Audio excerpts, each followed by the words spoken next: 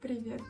Как я обещала в прошлом видео, сегодня я отвечу на самые популярные вопросы, которые задавали мне о питании и тренировках.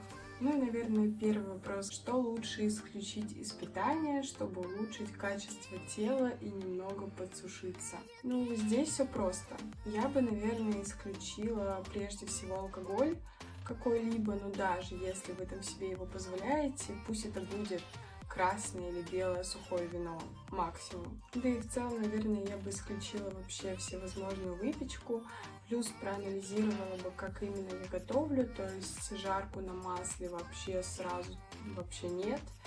То есть лучше готовить, выпекать, варить, тушить. Ну и без масла на антипригарной сковороде тоже можно в целом жарить. Так, ну погнали. Следующий вопрос. Сколько нужно пить воды и как ее рассчитывать? Если вы хотите рассчитать вашу норму воды и сделать это максимально просто, вы берете ваш вес и умножаете на 30 мл. То есть 30 мл на 1 килограмм вашего веса. То есть если я вешу, например, 60, то моя норма воды будет 1800 мл.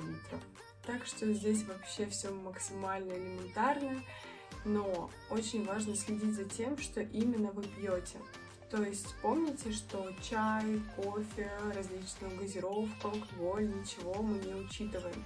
То есть вот эти 1800, например, мои, это чисто вода. Ну и следующий вопрос, который мне задавали, это как убрать бока и сделать талию. Очень хочу убрать их, готова на все уже. Чтобы убрать бока, самое главное, что нужно понять, что 70-80% успеха — это именно питание. Пока мы не наладим питание, на тренировки надеяться бессмысленно. Я, наверное, на процентов 90 уверена, что такая проблема в целом и возникла из-за неправильного питания. Многие люди пытаются качать косые мышцы пресса, чтобы улучшить свою талию, но это максимально глупо делать, потому что когда мы качаем что-либо, у нас мышцы растут. Соответственно, и объемы будут расти тоже. А если мы хотим именно уменьшить бока, как бы сделать талию более ярко выраженной, естественно, нам увеличение объемов не нужно вообще. Да и в целом какой-то волшебной таблетки или волшебных суперупражнений нет. Тут дело скорее именно в питании. Да и добавьте в целом больше активности в свою жизнь, большее количество шагов, бега, кардио другого, возможно. Тогда расход калорий увеличится и результат не заставит себя ждать. Ну и следующий супер популярный вопрос. Почему у меня внизу живота жирок? Как его убрать?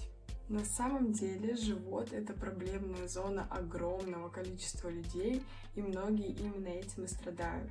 Здесь нужно понять, не создаете ли вы своему организму стресс. То есть, возможно, в какие-то моменты вы практически вообще не едите или там едите в минимальном количестве, а потом прям так хорошенько отъедаетесь, и тогда вот эти как раз жировые все отложения, они идут в наши проблемные зоны. А у многих как раз это и есть зона живота. Чтобы жирок этот убрать, нужно перестать вгонять в ваш организм в стресс, начать регулярно питаться, давать все нужные витамины, микроэлементы организму, увеличить расход калорий, да и в целом просто дать организму время. Не требуйте от него все и сразу. Пятый вопрос. Обожаю его. Что думаешь о детоксе? Я прошу вас прежде всего, пожалуйста, не пытайтесь обмануть себя, свой организм, да и вообще желательно забыть это слово. Ну, например, вы решили устроить себе детокс на 3 дня, взвесились такие перед детоксом, после детокса взвешиваетесь снова, вау, вес ушел, казалось бы, похудели наконец-то. Но тут возникает вопрос, откуда вы похудели? Вы просто очистили свой организм, но дальше вы начнете обратно снова питаться, есть нормальную еду, и вес ваш вернется. Еще раз, пожалуйста, не пытайтесь требовать от своего организма все и сразу. Если вы годами наедали этот жирок, он за эти 3 дня, да даже за месяц не уйдет у вас. Здесь важно, опять же, делать все постепенно. Правильно питаться, заниматься спортом. Это все важно в комплексе. Ну и погнали, мой самый любимый вопрос. После тренировки дома на ягодицы болят ноги. Я не перекачаю их? Действительно популярный очень вопрос. Ну, наверное, прежде всего, если у вас после тренировки на ягодицы болят ноги, скорее всего, техника упражнений у вас совсем неверная. Скорее всего, приседания выполняются с упором на ноги, а не на ягодицы. И плюс колени уходят вперед.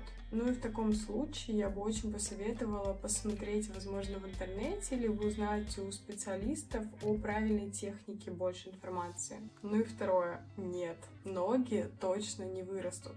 В целом у девушек нет столько тестостерона, чтобы прям раскачать такие ножища.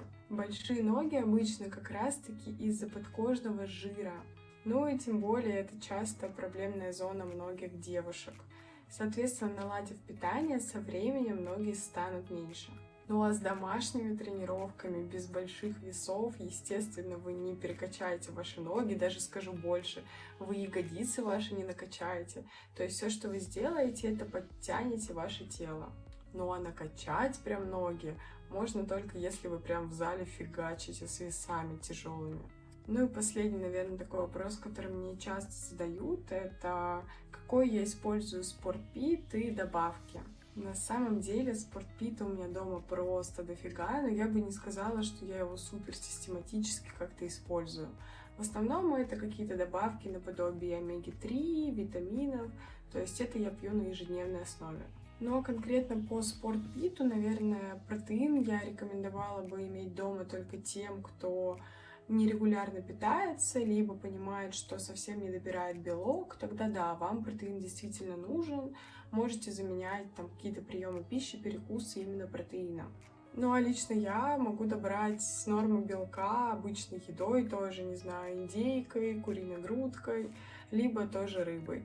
Ну, я люблю различные протеиновые батончики, это моя прям страсть, поэтому с помощью них я вообще полностью даже перебираю часто белок.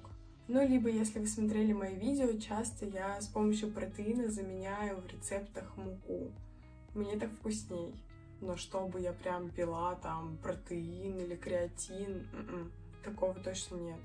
Ну, а на тренировках я обычно пью аминокислоты, то есть БЦА. А перед тренировкой часто пью L-карнитин, чтобы просушиться лучше. Ну и перед сном обычно пью мелатонин, чтобы организм восстанавливался быстрее.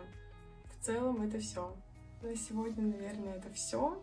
Если у вас есть какие-то, возможно, вопросы, либо у вас есть какое-то свое мнение, обязательно пишите мне безумно будет интересно прочитать. Ну а мы с вами увидимся на тренировках.